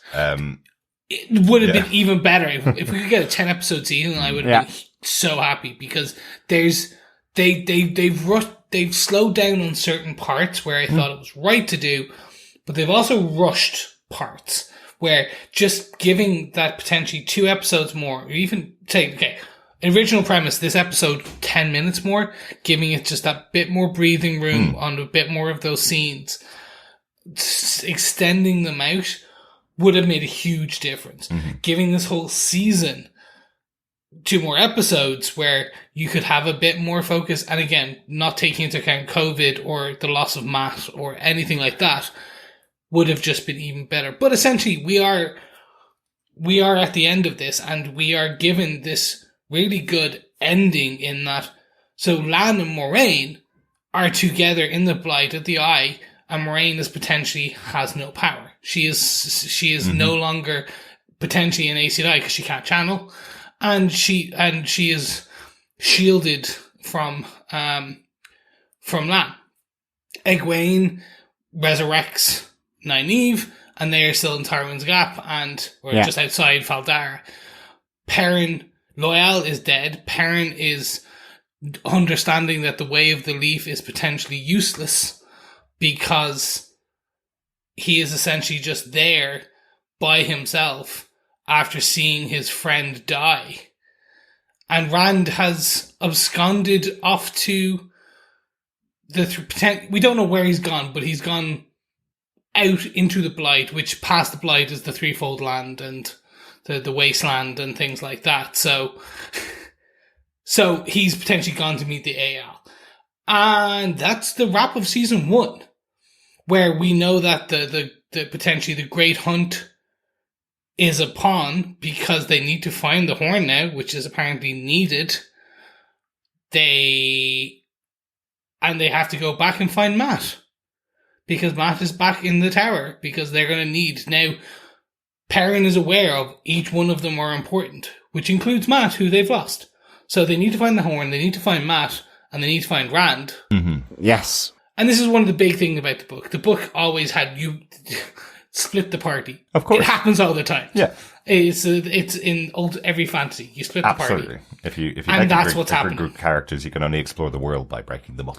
Yes. Absolutely. But there is kind of a little sort of post-credit scene which potentially hints at the destination of the journey, at least for some part of the second season, where we're whisked out into the west, not to borrow from another fantasy epic, but to We've said it the a lot this episode. Aralith Ocean on the western shores, and we see all these ships and a load of female channelers with metal-covered mouths, channeling to create these huge waves and tsunamis against the coastline of Westland here in this world. And that whole area will most likely feature prominently in season 2. I say most likely, I'm trying not to spoil you. It most definitely will, I'm sure. Well, I'd hope so, because all I could think of when I watched this was, well, I guess people who've read the book, this is for them, but it seems like a massive amount of money to spend on something that only people who've read the book understood, because from my perspective watching the episode, I was going, oh, look at the little girl on the beach doing a sandcastle. Oh, she's about to be destroyed by a massive wave coming in. What's wrong with the little girl? Why did these thousands and thousands of boat want to kill this one little girl? If they're supposed to be attacking a country, I would have expected to see, or a city that's on the edge on the western shore, I would have expected to see some structures, some buildings that were up on the cliff, perhaps. But just seeing this one little girl on her own on the beach, I just was going, is she the Dark One's daughter or something? Is that why they're coming in to destroy her? Is that what it is? So one interesting thing, just remember, what was some of the oaths that the Aes Sedai take? Can you remember one of the main ones? Yeah, there's that they won't use the power to kill. Or as a weapon. Or as a weapon, yeah. So this is one of the interesting things that they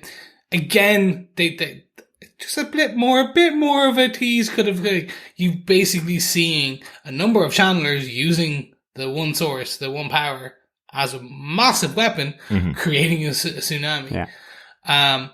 They are a huge central piece from the book, being moved potentially up like 2-3 seasons. And I think they're just going to start, it's the big tease for the next season, and like, that's it. And in fairness, as a comic book fan, regularly there has been post-credit scenes in Marvel movies and TV shows that make absolutely no sense until you go and read the wiki page or go and two films to later. your memory and find out what it means. Yeah, and it's not just here that we're seeing female channelers, as Chris has said, creating and using it to create a weapon of destruction with the tsunami, but it is also bringing a whole other culture and organization of a culture linked back to previous dragons as well. Okay. So right, we said no spoilers for no, things that are coming in the future. I'm not saying anything else other than this is watch this space. This is a whole new culture just being given a nice little tee up for the next season. I'd just say an introduction. I don't know whether it was nice or not. I definitely think, again, from someone that's just watched the 8-episode show that's here, I'm really excited that we are definitely getting a season 2, and I think season 3 has been confirmed. There's still some contradicting stories about that. Definitely season 2, because that's been filmed. I think season 3 has been confirmed but hasn't been filmed yet. I think that's where season we are. Season 2 is right not now. Finished yet. Season 2 is due to be finished in April. That's what it is. So yes. It's been filming throughout this period of COVID, but was confirmed. And season 3, I think, is going to be going into production as well. But as it stands, even seeing these moments, it doesn't matter too much to me that I didn't understand that final scene, because you're not intended to. No. It is a setup for something that when you see all those characters introduced in season 2, then you'll go, oh, that was their introduction, and that's all that matters. You'll just watch episode 8 of season 1 and then episode 1 of season 2, and they will form a part of an overall story. So that's fine with me. Fine with me. Anything else you want to talk about on the episode, guys? One just quick note for me is the ending where Moiraine, back in the Eye of the World, Lan comes over and they see the basically the eye is cracked. This pedestal that they're standing on, the center of the room, it's cracked, and she says, "This shouldn't be possible." Yeah. Essentially, and I believe we'll double check that they named the substance Kulander. That it shouldn't be able to be broken, but it is broken. Yeah, and we see that's the big kind of yin yang symbol, the Eye of the World, that's on the ground. So this is the fang and the tear. Right. Yes. That is like the yin yang. Yeah, right. Exactly. Right. And this crack appeared as Rand and the Dark One were battling above it, and as Rand banishes him by using the massive amount of power that was channeled through the thousands of former Source users, then the crack appears in this. Yeah, so it looked to me like the focal point of that crack, where Moiraine takes the piece of the material that Lan says this shouldn't be able to be formed.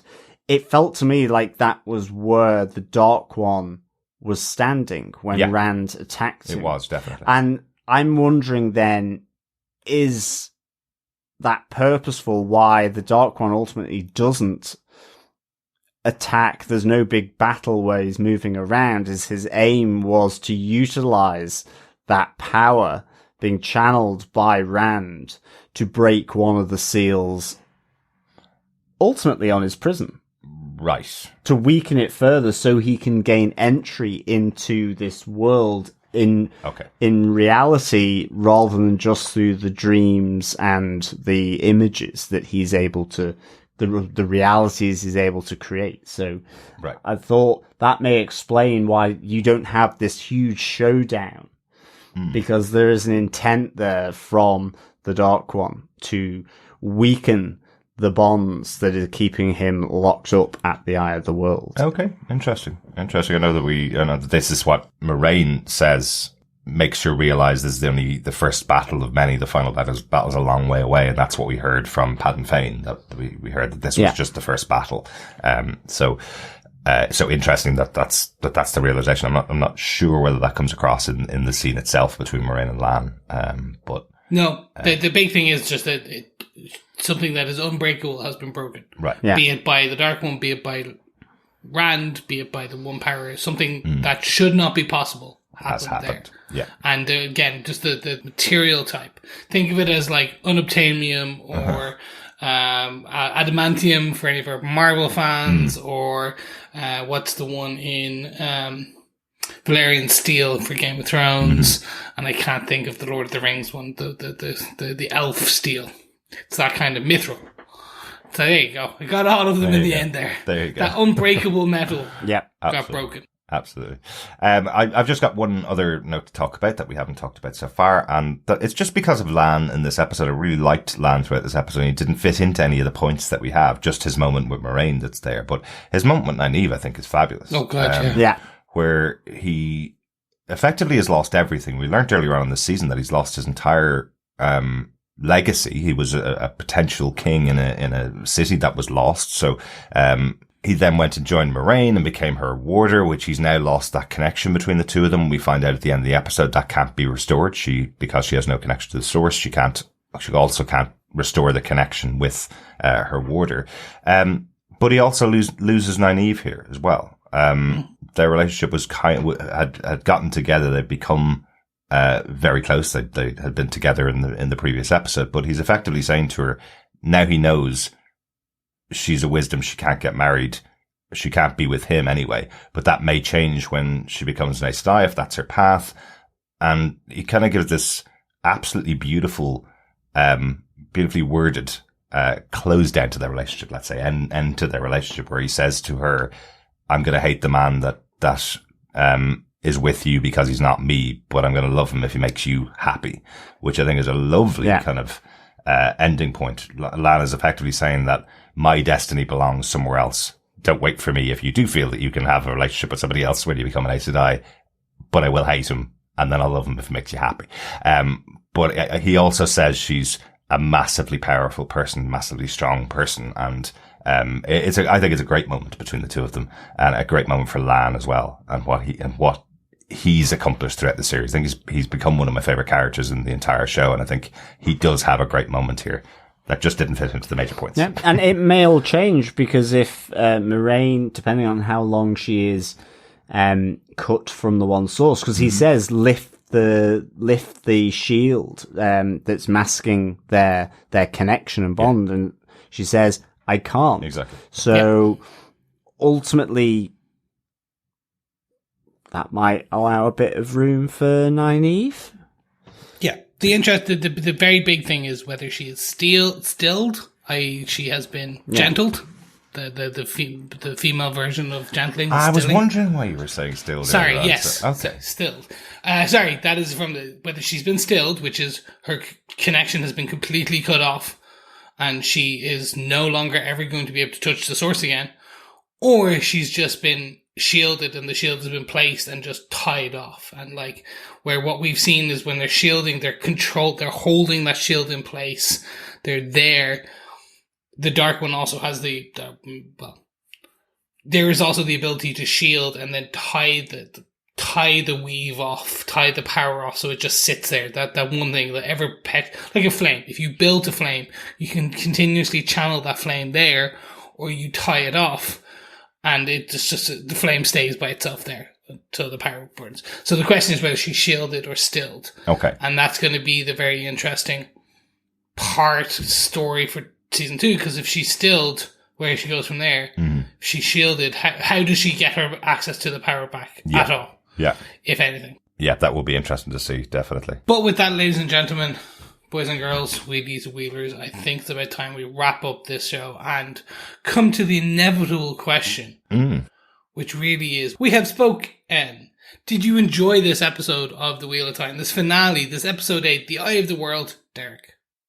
I did really enjoy it. I do think it had a lot to accomplish, and I think, unlike most of the shows that we've covered over the last 3 years, we've gotten to the last episode of the season and we've been going, well, I hope it gets a second season, because that's got lots of questions to answer.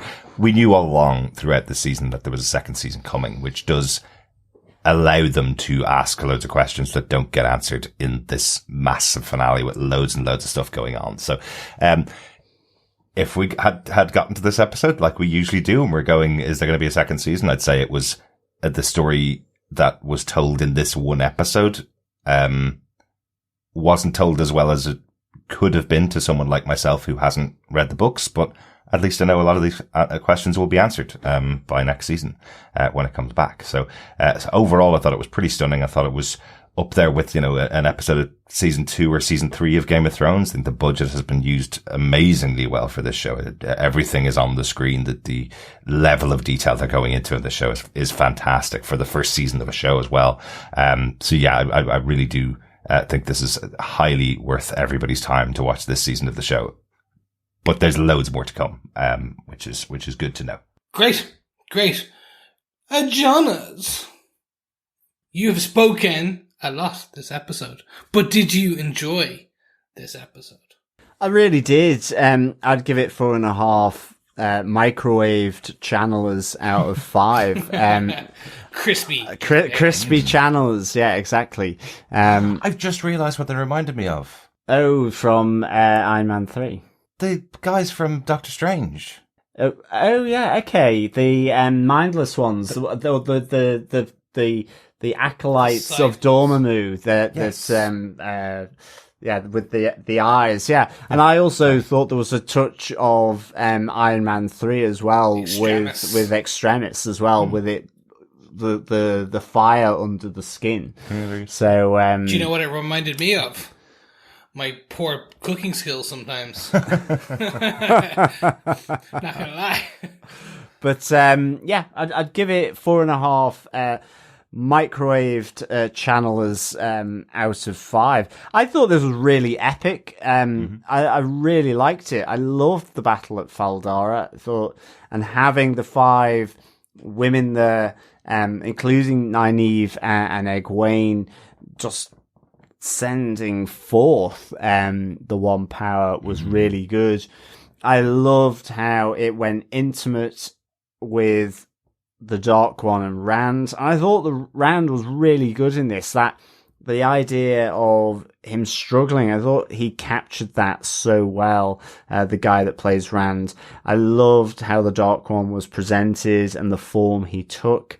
I loved all that aspect of it at the Eye of the World, and I just thought they were woven together really nicely and set up a lot of questions, which, as you say, I think the luxury of having a second season in the bag just adds to that. I mean, what I would really hope is that that Rafe Lee Judkins has said, this is my story, I need the 8 seasons that it's going to do, and given this is, one of Amazon's primary investments and developments, that they would go, yes, that really, this is my vision, this is how long it's going to take. Because I do feel, until you said it, I was wondering, and when you said that another 2 episodes could have really worked, I actually do think that, and it's primarily for what happens around Padan Fain and with the Horn of Valor. I'm not saying it needs to go into the lengths and the time it takes from the books, but it just needs that time to breathe. And I've said that a few times in this season. Yeah, it's really touching on something that I think needs to be given it's a bit more room to breathe. And I think that's what 10 could have done. As I say, not just what happens though with Padan Fain, it would have allowed a bit more exploration around Perrin with the wolves. It would have just a few a few little elements here and there. Yeah. A bit more about the Way of the Leaf and how that, because I hadn't really made that connection with, say, Perrin sort of embracing the Way of the Leaf as much as he has done, based around his killing of his wife at Emond's Field in episode 1, and something that I didn't really get. It's more the wolf side of Perrin I so far have been exposed to. So, yeah, I think that would have helped, but nonetheless, I think this is a really good final episode that changes things, mixes it up, and I think they generally work really, really well. And 4.5 microwaved channelers out of 5. Chris, what did you think of episode 8 of Wheel of Time? I really enjoyed it. Any of our long-time listeners will love when I waited for me with bated breath to say they zigged when I thought they would zag. No, they've adapted and they've pulled elements forward. They've done something different, which kept me on my toes. I was like, oh, they're not doing what I thought they were doing. Oh, this is something different.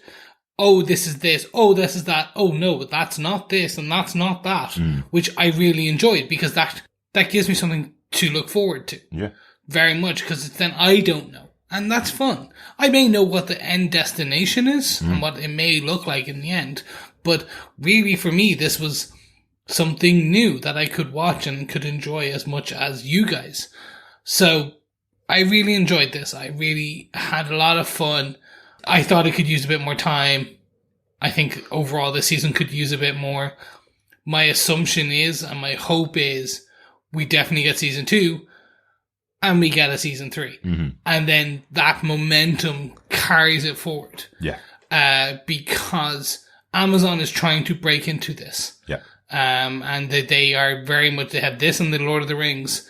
They're going to be the home of fantasy. Mm-hmm. And I think that's going to be the key here. I think a lot of people are expecting this to be Games of Thrones. That will come.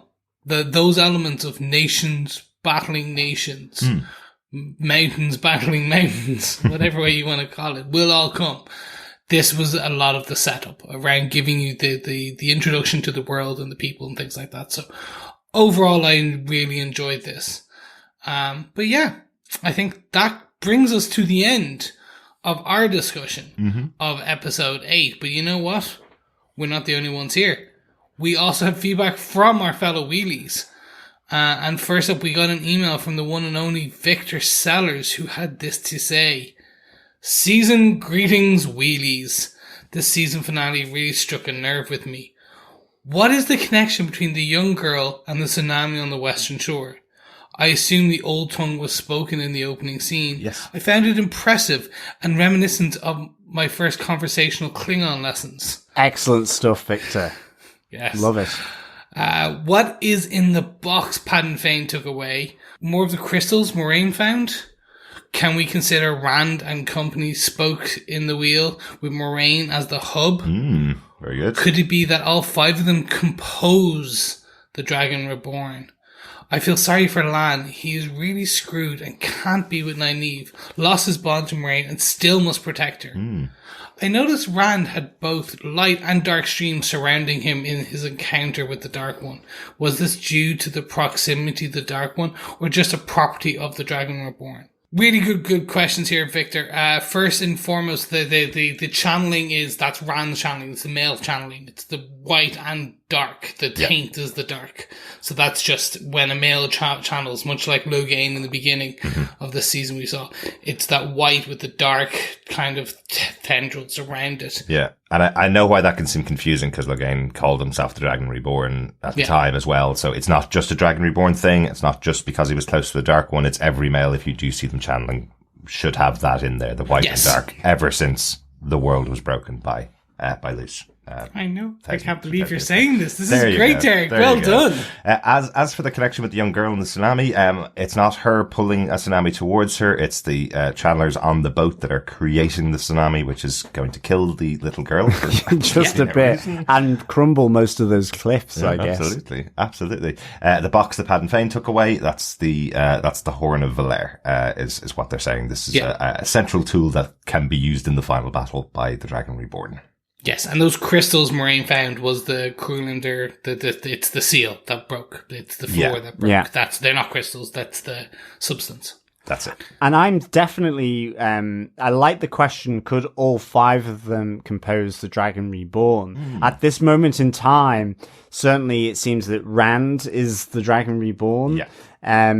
But for sure, I still like the notion, and it comes to Padden Fane, to what extent is they've all got a part to play because they are Ta'veren and they can alter the pattern of the wheel? Right.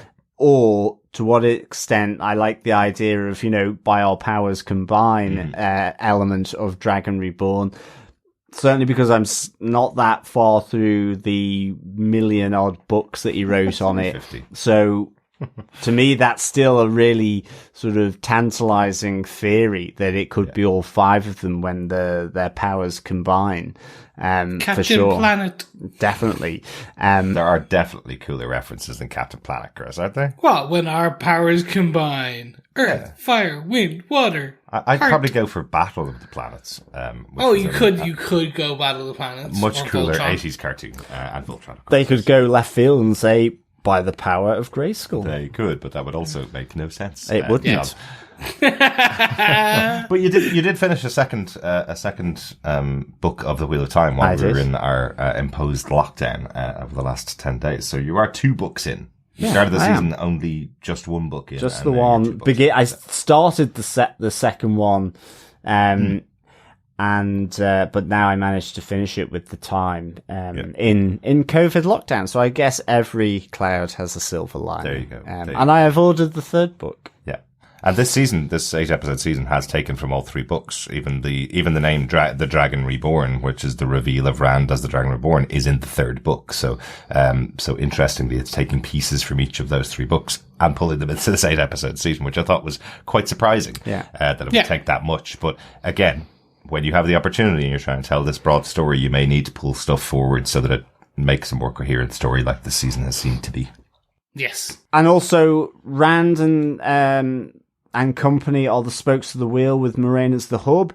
It's interesting because from this episode, the hub has just been sort of depowered effectively. Really, it's not to say she can't sort of control them, but it's interesting because in a sense, these 5 also have the ability to be the controlling influence here as well.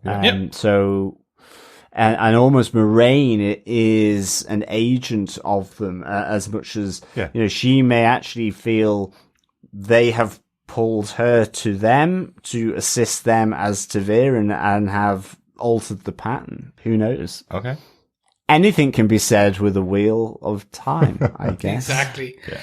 Victor went on with a couple of questions, so these are his kind of open-ended 5 questions, so we'll just finish with this, which is question number 1. Where the F were the White Cloaks? Were they still licking their wolf wounds? They are useless as the tracksuit mafia from Hawkeye. Question 2. The White Tower has no sense of the impending invasion? I thought they had vision. Why is the Tamyrlin Seat holding them back? Question number 3. Lord Jaggard, while very brave, was a bit short-sighted. Question number 4. And I have a lot of problems with some of those people, but I will leave it all till after New Year's.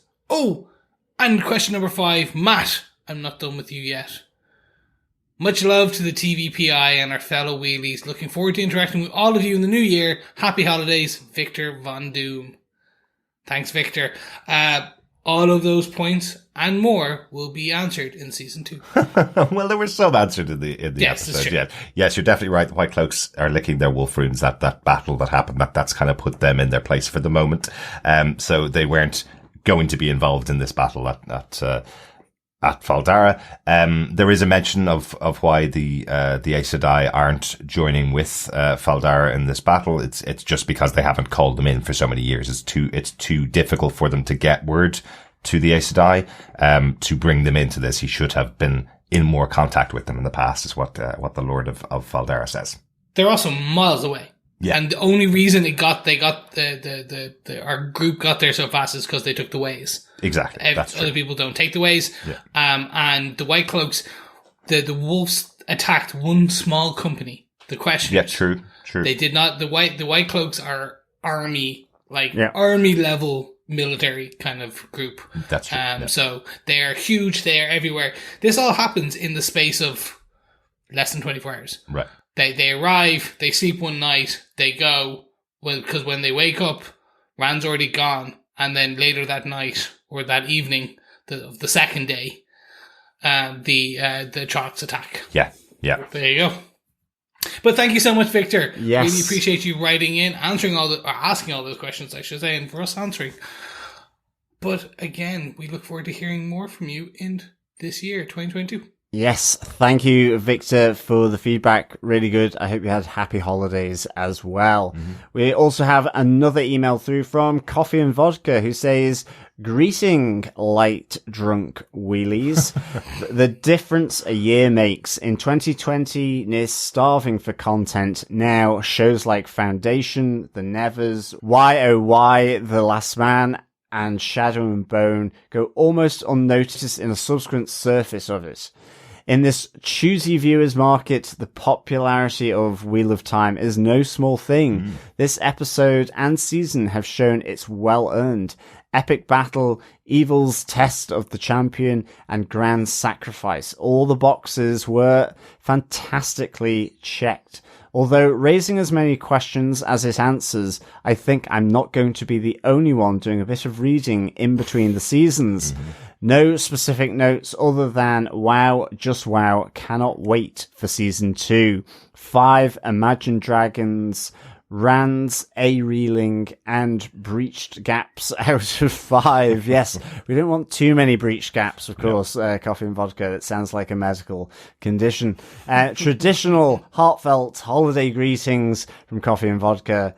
See you in 2022. Peace and take care, Coffee and Vodka. Thank you so much, Coffee and Vodka. Yeah. Yes, heartfelt holiday greetings as well. Hope you had a great time, and it's great to be here with you, reading your feedback on the finale of season 2 of Wheel of Time in 2022. It is, but it is so interesting how many massive shows are out there. You know, it seems like a new massive budget show comes out almost every week now, which is huge. Oh, I know. And it seemed like back in 2020, as Coffee Vodka is saying, it seems like back then we were being told, oh, well, COVID's impacting production and everything, you're not going to see anything. But every single production seems to have found a way to get back to production and get their stuff out pretty quickly. We've got a lot of shows to cover in 2022 as well. So, but there are some great ones. I think you mentioned Shadow and Bone, which we didn't cover in the podcast. That's a really good, fantasy show that we watched over a weekend. But because those shows are being released on Netflix, that I think tends to have a bigger reason why they just disappear. Like The Witcher season 2 came out a few weeks ago. Shadow and Bone came out the middle of the year. Yeah. And they're watched over a weekend and then just disappear. Nobody talks about them. Even people who absolutely love those shows. The Witcher season 2 probably is a bit bigger because it's a season 2 of the show, but even people who absolutely love those shows binge them in a weekend and then move on to something else because there's so much content. Shadow and Bone was really good. That was my first introduction to that and really, really enjoyed it. For sure. And I mean, there's Lock and Key as well. There's all these different shows out there. Yellow Jackets that we're watching at the moment, which is really good on Showtime. But Why the Last Man, a stunningly good show of the year, and we'll probably talk about that a bit more in our wrap up of 2021, but a stunningly good show of 2021 that didn't even get a second season. Like, made from one of the biggest and most well-known comic book properties. You know, it's amazing that it would get to that point, in how much content is out there. They can just discard the license to a massive show that seemed to be getting great respect from reviewers and seemed to be getting good viewership. It's amazing that you can just discard that these days, given how much is out there. But thanks so much for your thought, Coffee and Vodka. I'm sure we'll hear from you again on other shows in 2022. Let's pop on over to Facebook. We got some feedback in from Dan Lee, who says, I have multiple issues with the finale which impacted my enjoyment. They've repeatedly gone on and on about the power of the Dragon Reborn, but we aren't even given a little taste of that, in my opinion. Perrin has been a complete non-character for most of the season, which is a shame as his power seems so interesting. I'm not sure what happened between Egwene and Nynaeve. Did she bring her back from the dead? What's the deal with the super duper important horn that's mentioned once before being stolen? And who the heck are the boat people? I'm all up for a cliffhanger and loose ends, but I'm currently feeling so unsatisfied with how this episode went down. I think I can understand that, Dan, but I think for me, similar to yourself, there are a lot of questions that are set up here, but knowing at least there's a second season has prepared me to go, okay, well, they're going to ask more questions than you traditionally would if you're throwing everything at a one season show to try to get a second season. So I think I'm okay with some of the things being left out there as questions. Yeah, I think as well, I think the whole thing with the Horn of Valere, I think absolutely it is kind of just chucked in there. And quite frankly, there's an entire book too all about it, really. Right. So and it's history and so on and all this kind of stuff. So it is really quick in there. And I think whilst I really liked seeing Padden Fane and everything that he brought in that moment as well as seeing a bit more fade action, it was just that it did seem superfluous. And I think, you know, a lot of what you're saying here, like with Perrin, I think could have been handled with a 10 episode season. You know, old Jeff has got the dosh, so I guess he could have stumped up 20 mil. He put a rocket in space, so I think 20 mil, an extra 20 mil would have done the job quite nicely, Mr. Bezos. It will probably come back in 3 seasons' time and forget that there was ever this kind of pause in the show, of course, as is, because that's going to be another 16 episodes, right? So. Yep. Thanks, Dan. Thanks, Dan. Thanks, Dan. We also have some feedback from Angie Aris, who said, I loved it. I'm sure the podcast will explain the parts I didn't quite understand, especially the opener and the final scene. I have not read the books.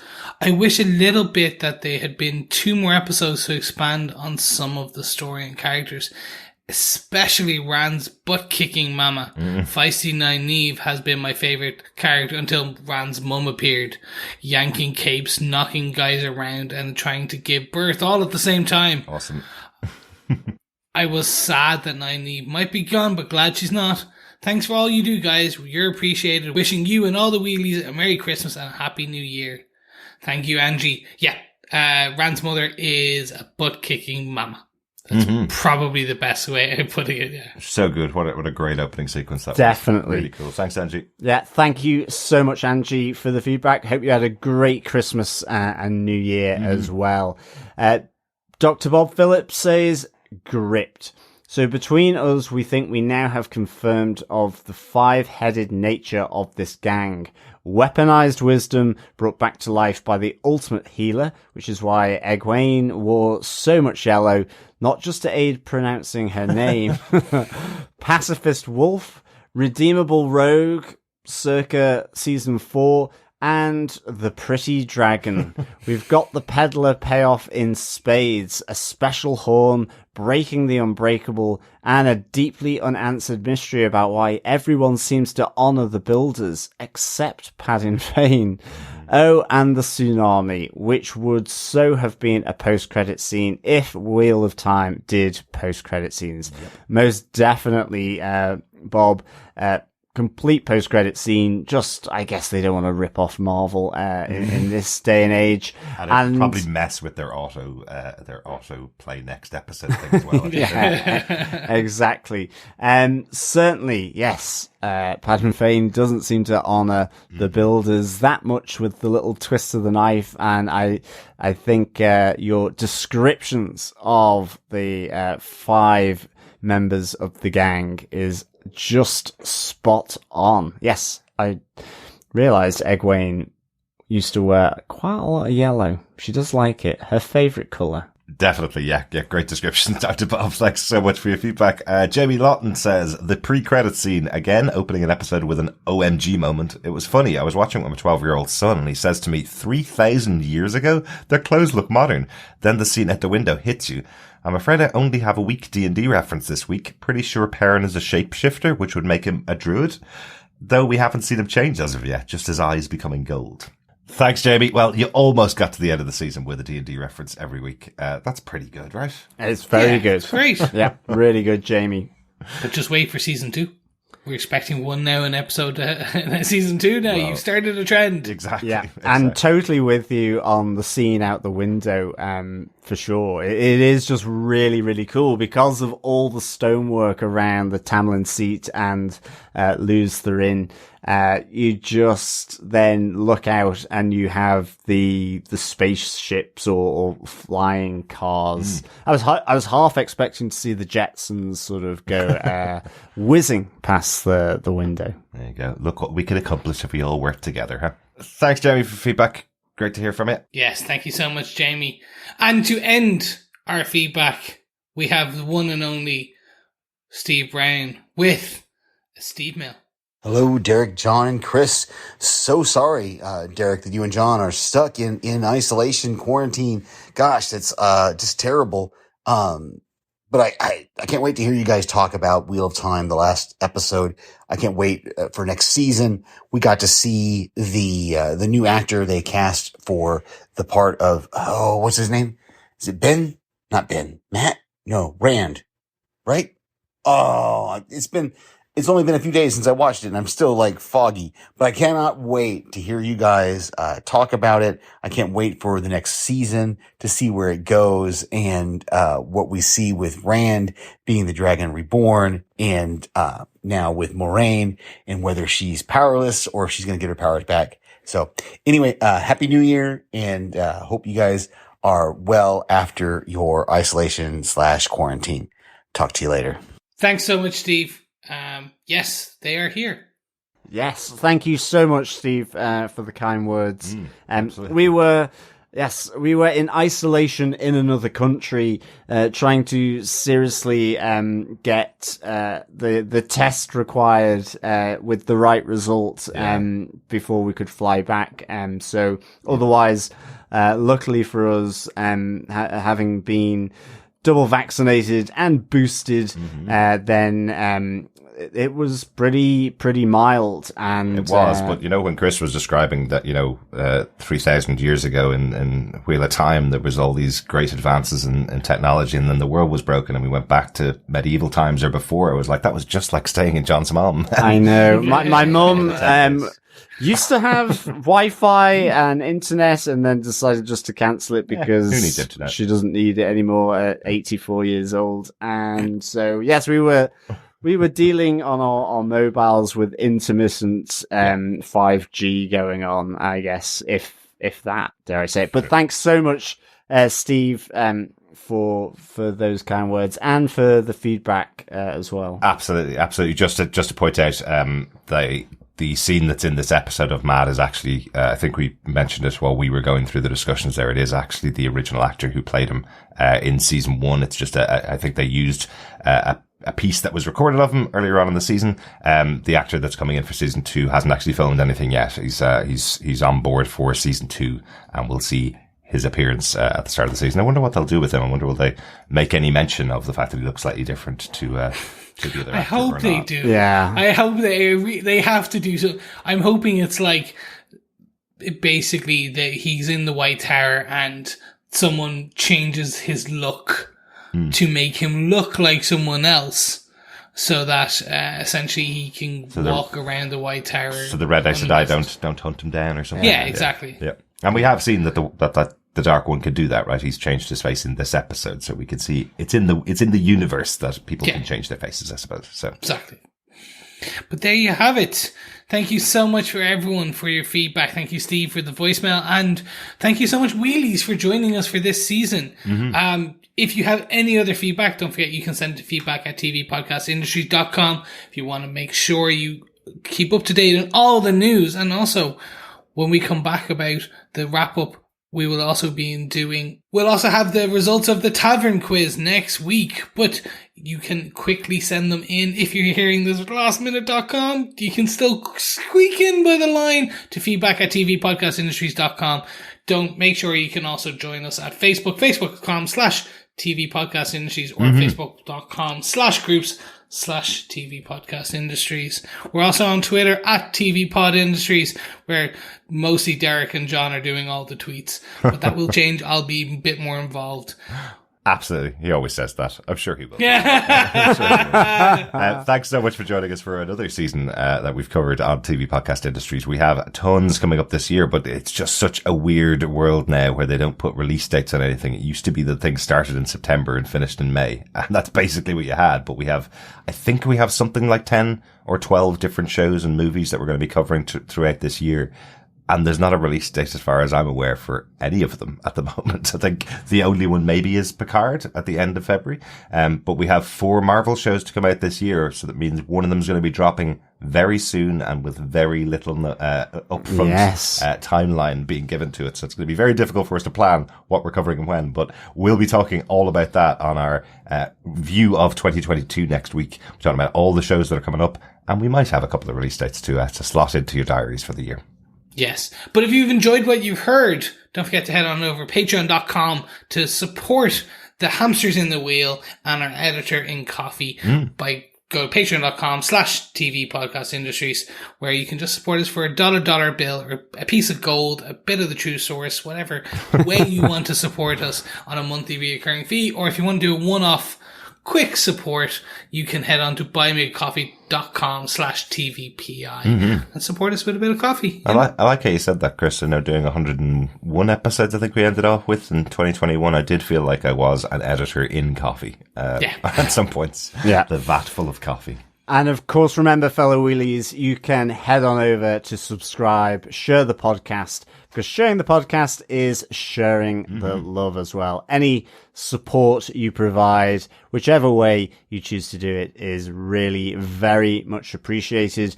And as Derek said, kept Derek going in 2021 with coffee, intravenously dripped into his veins, as well as supporting all the shows that we cover, all the podcasts that we do, with all the technical elements and the hosting and all of those different elements for the podcast. So yes, a big thank you again to all the people that support us, however you choose to do it in 2021. And we really look forward to discussing more and more stuff in 2022 with you as well.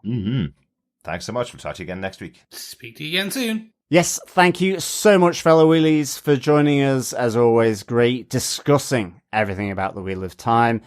Now, there is no beginning or endings, but this is the end of the podcast for season 1, at least, of the Wheel of Time. And just remember, keep watching, keep listening, and keep wheeling. Bye. Bye. Bye. As usual, with the final episode of a season, we will play out with the song we've been using all season as our theme for Wheel of Time. This is the full version of Scott Holmes' music, Epic Cinematic. Really, really good tune that we were able to use for Wheel of Time Season 1. See you next season.